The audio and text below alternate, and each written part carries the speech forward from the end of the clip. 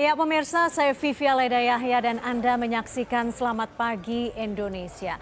International Diabetes Federation mencatat jumlah penderita diabetes di Indonesia pada tahun 2015 sebanyak 10 juta jiwa.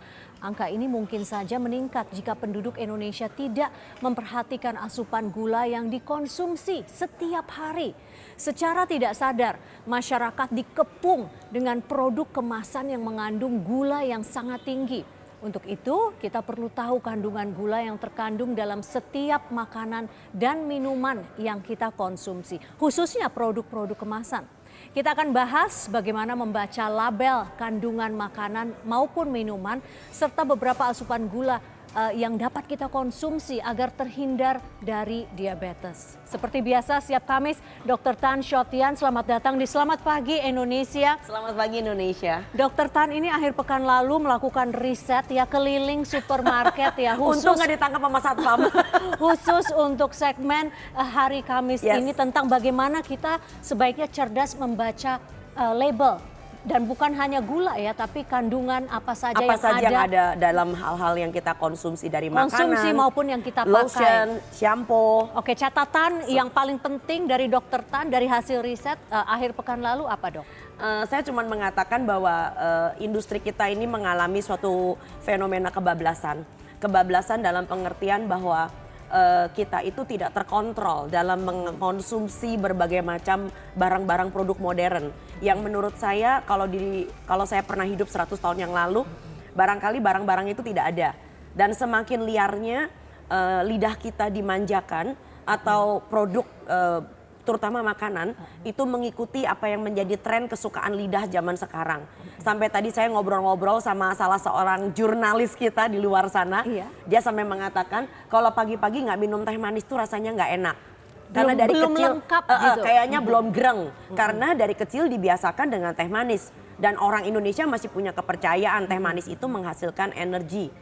Menghasilkan gula, menghasilkan tenaga. Ya kan tipikal sarapan kita sehari-hari kan pagi-pagi nasi goreng, terus habis itu nanti minum teh manis, bahkan terus nanti jam 10 makan pisang goreng. Ada yang lebih parah lagi, yang penting makan nggak apa-apa deh, ntar aja nanti makannya jam 9, jam 10.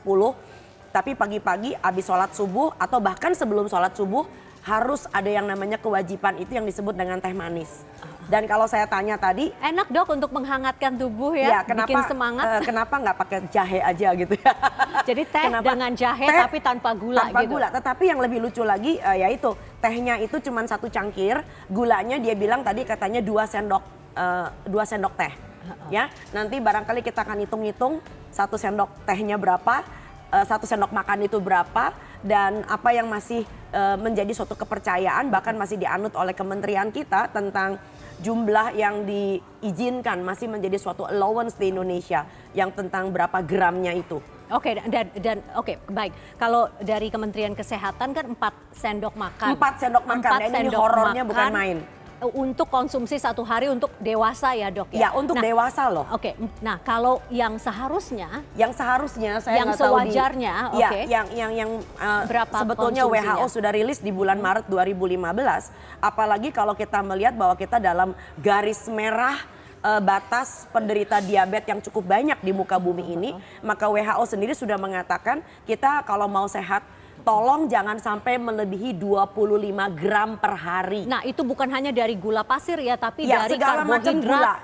Segala macam gula, termasuk gula yang kita masukin kalau masak, termasuk kecap, termasuk yang kalau misalkan saus tomat yang ada, ya betul. Jadi banyak sekali. 25 gram per hari. 25 gram itu per hari batas maksimal untuk orang dewasa. Anak kecil tentu lebih kecil lagi. Karena apa? Karena orang dewasa kebutuhan kalorinya kan lebih gede. Nah sementara itu kalau Kementerian Kesehatan kan daily allowance-nya adalah 4 sendok makan. Berarti 4 sendok makan 1 sendok makan berapa gram tuh Dok? Jadi 1 sendok makan itu kurang lebih sekitar 16 gram. Ya karena 1 sendok teh itu 4 gram. Nah berarti 64 gram Yes, gula. 64 gram gula. Berarti jauh sekali ya. Jadi saya rasa sudah saatnya direvisi karena Indonesia sudah termasuk warning tinggi untuk penderita diabetes dan kita menempati ranking keempat. Oke, Dok, kalau gitu ya sudah, mari kita baca, mari kita mencerdaskan diri kita bagaimana caranya membaca label begitu ya. Yang sayangnya, yang saya perhatikan bahwa dalam semua talk show yang membicarakan tentang baca label, mereka hanya mengatakan baca label tentang jumlah kalori. Ya, hanya jumlah kalori. Padahal itu bukan tidak relevan. Ya, nomor satu badan manusia bukan kalorimeter. Jadi kalori itu sangat relatif, ya kan? Tapi kalau kalori itu berasal dari sumber gizi kosong, artinya hanya dihitung karena gulanya saja, kita tidak bisa mengandaikan bahwa tubuh kita itu adalah kebutuhannya seperti yang ditulis di dalam kotak. Ya, jadi yang ditulis di dalam kotak itu masih jauh lebih kecil daripada the real needs, kebutuhan yang sesungguhnya dari kebutuhan biologi badan kita. Oke, jadi pokoknya kita 25 gram sehari dan bukan saja dari asupan gula tapi dari berbagai makanan yang kita itu rilis konsumsi. terbaru dari nah, ini WHO. coba deh kita baca ini ya, yang kurang lebih ini dari ini kopi sachet ya. Kopi sachet atau jus ya, ini coba kita lihat bersama deh bagaimana kita membaca asupan gulanya. Nih, ini dari satu sachet kopi. Ada lemak total, lemak jenuh, lemak trans, kemudian kolesterol. Mungkin kita ke satu lagi yang ada kandungan karbohidratnya. Di sini kita lihat ya, gula adalah karena karbohidrat totalnya 12 gram. Dok, tolong dok, bantu bacanya dok. Iya, 12 gram. Jadi kita punya gula berapa banyak di situ 12 gram. Jadi artinya kalau kita minum pagi-pagi nih minum satu sachet kemasan kopi. kemasan makanan kemasan atau minuman kemasan yang mengandung gula sudah 12 gram, artinya dalam satu hari Anda nggak boleh lagi minum 2 kali ya. Kalau minum 2 kali udah 24. Udah selesai. 24 selesai. Ya. Jatah kita selesai. Berarti nggak boleh makan nasi, nggak boleh. Belum lagi kalau kita misalnya orang Indonesia kalau bikin semur pakai kecap ya. Terus kita masih makan kue yang masih ada gulanya. Ada lalu, dong. Ya iya. maka dari itu kita makan puding yang ada gulanya. Lalu diam-diam kita apalagi masih serabi pakai kinca itu kan enak sekali ya. Ada bau-bau daun jadi pandan. Bisa dibayangkan ya. Jadi gini, kita juga harus bisa melihat dengan sangat bijak. Yang kita gambarkan tadi memang kelihatannya masih sangat terlalu. Nah, coba kita beralih ke roti kemasan deh ya. Ini kan di belakangnya selalu ada lemak total, lemak jenuh, kolesterol, protein. Nah, itu kita mungkin abaikan saja. Nah, ini ya ampun, ini karbohidrat totalnya ya 38 gram. Tapi dari sumbangan gulanya itu berapa gram coba? 12 gram. 12 gram. Jadi ini ngeri banget. Berarti setengah dari jatah asupan kita per hari ya, makan satu roti kemasan. Iya, coba kita kembali Nah, tapi kan ada karbohidrat totalnya, Dok. Berarti selesai dong. Karbohidrat total itu kan tidak mewakili dari jumlah total karbohidrat yang perlu kita asup. Kebanyakan orang dewasa kalau laki-laki kuli kapal itu kurang lebih 2.200 kilokalori ya. 2.200 ya. Jadi kalau kita barangkali yang masih want to stay slim ya, kerja di balik komputer, kita tidak punya pompa Dragon di rumah. Jadi air kita keluar dari dispenser, mungkin kita hanya butuh sekitar 1.500. Tapi dok, ada beberapa hal dari catatan dokter Tan yang membuat saya terkejut ya. Karena ini biasanya kan kita kalau melihat jus buah itu kan kesannya lebih sehat lah daripada kita minum mungkin minuman bersoda atau apa. Kita cenderung ya udah ambil jus buah aja deh, lebih sehat gitu ya. Nah ini kita lihat jus kemasan ini 29 gram dari gula saja gitu. Kita memang menghindari adanya tapi protes. Maksudnya kan biar sehat gitu loh. Sebentar, kita menghindari kita menghindari protes dari produsen. Jadi mohon maaf, ini gambarnya seakan-akan direkayasa oleh produser. Tetapi ini adalah suatu fakta yang saya dapatkan ketika saya memotret dengan real ya suatu jus kemasan yang beredar di supermarket kita dan anak-anak kelihatannya senang sekali dan label jus itu dengan mengatakan bahwa mengandung sari buah asli ya, dan itu yang kita lihat yang sari guava. Jadi guava bahasa Indonesianya jambu klutuk ya. Nah, tapi sarinya 29 ya.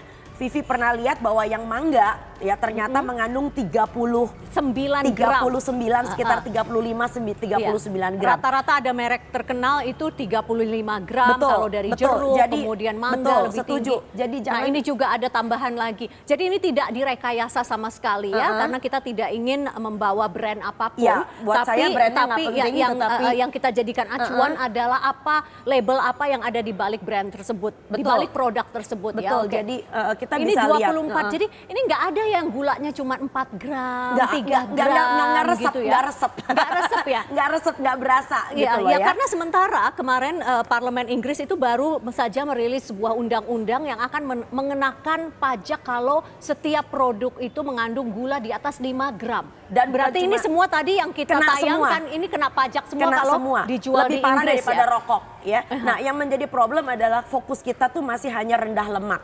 Ya, masih hanya sekedar Ya, low kita, fat, kita, low fat, kita low sangat fat. senang dengan produk-produk low fat. Iya, betul ya. Kita masih heboh di zero bidang itu. trans, karena Betul. takut kolesterol dan sebagainya. Iya, padahal kolesterol kita yang bikin sendiri 80%.